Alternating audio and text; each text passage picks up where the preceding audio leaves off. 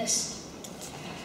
Societal opposition decided to come up and tell us about the banking crisis. Why exactly did the banking crisis begin in the first place? Because of a lack of regulation of banks. That's why people were completely exposed to the subprime mortgage debt. Why exactly was this the case? Because central bankers were crucially people who came from those very banks in the first place and not those elected by the general public.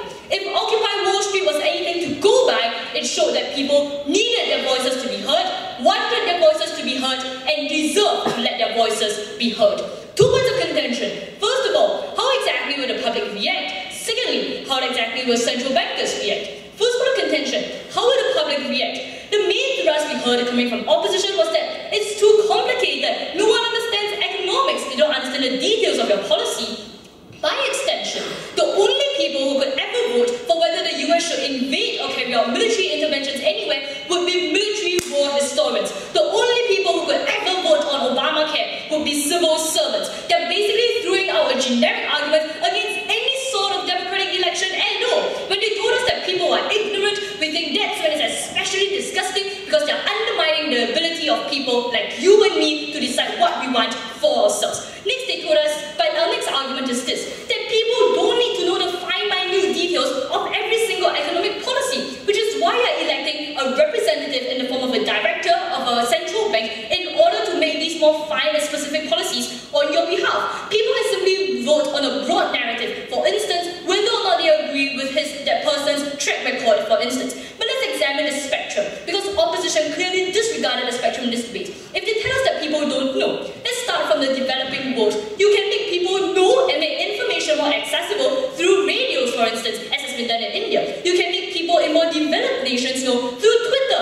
That's why we see the Irish have even resorted to Twitter as a means of voting. For people in the middle, that's when our policy is most crucial, because you force central bankers to resort to accessible jargon and not complicated obfuscatory jargon that no one understands. Within that often, this is a means to which power becomes a tool of oppression, simply because the language is one which people cannot connect to, cannot understand, and as a result, you distance them from the realities of the layman out there. But next, they told us that you don't always allow people to vote. We place restrictions all the time. Yes, this is an is-ought fallacy. This might be the case now, what we're arguing for is a change in the status quo. And we think our change is simply a natural progression of an already existing trend. And this is when my first speaker's analysis hasn't been rebutted by their side. And here I'd like to add to it. In 2013 alone, we saw the Swiss carrying out 13 referendums. In the US, attorney generals are elected in 43 states. There's no reason for us to reject this change and evolution. Finally, they told us that people don't subscribe to long-term planning. First of all, we think it's a concession. That means it's hard to remove directors of central banks from power if you want them to stay there so that they can carry out some long-term economic policy. But next, we think it's especially dangerous because, for instance, in the European Central Bank, the directors elected there have power for 8 years and can't ever be removed. In the Federal Reserve in the US, it's 14 years with the same degree of immunity. They never told us how exactly their policy is a good thing. But finally, people do care about the long term. If a person, that's why, for instance, in Iceland, you can see people supporting austerity, even though it hurts them in the short term, they are aware of the long-term consequences. Next, on how exactly central bankers will react. The main line coming from opposition is that, come on guys, Wall Street bankers love us all. They do what's in the name of the public interest. No, and there are some simple examples of this. For instance, central bankers and directors of central banks might very well favor a strong currency, because this means that the prices of exports rise, and this is great for the elite few who have exports to carry out from their businesses. And this is great for businesses which want cheap imports. But for the crucial Thai farmer out there, his exports become far more expensive. So no, Wall Street bankers don't like us all. Don't let them lie to you. Thank you. I'll now be moving on to my substantive, which will further clash with the material brought up in opposition. Thank you.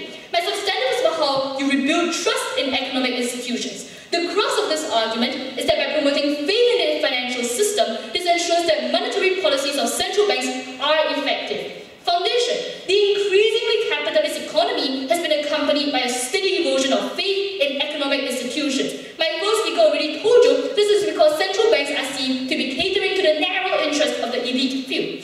For example, by March 2009, the Federal Reserve had committed $16 trillion to bail out banks that were deemed too big to fail. This sparked protests all over the US in cities like New York and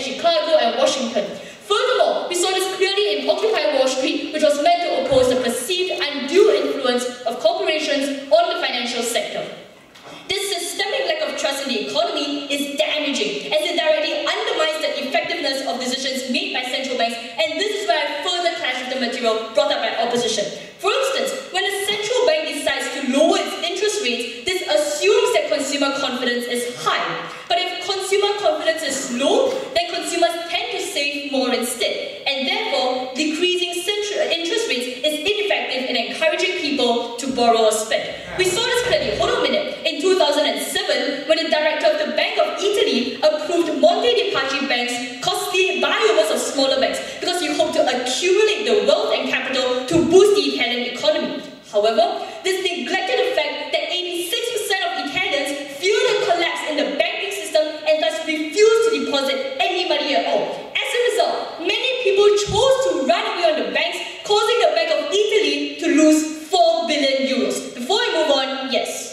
Ma'am, we're more than happy to allow the people to decide the objectives for the central bank. You need to show us why they should be able to decide the process to achieve those objectives. First of all, you aren't even allowing the people to decide the objectives of the central bank. Simply looking on Wikipedia will tell you that the director of a central bank is in charge of deciding the agenda of the entire central bank. But secondly, it's important to let people decide that process, because even if an objective means you want to, even if an objective ends you want to strive towards to, there are a million and one different policies you can conceivably enact to achieve that. And we think it's important to return that power to the people. Therefore, it's completely disingenuous of opposition to suggest that central bankers and directors are better placed to craft monetary policies, because monetary policies that lack support from the people themselves end up being counterproductive.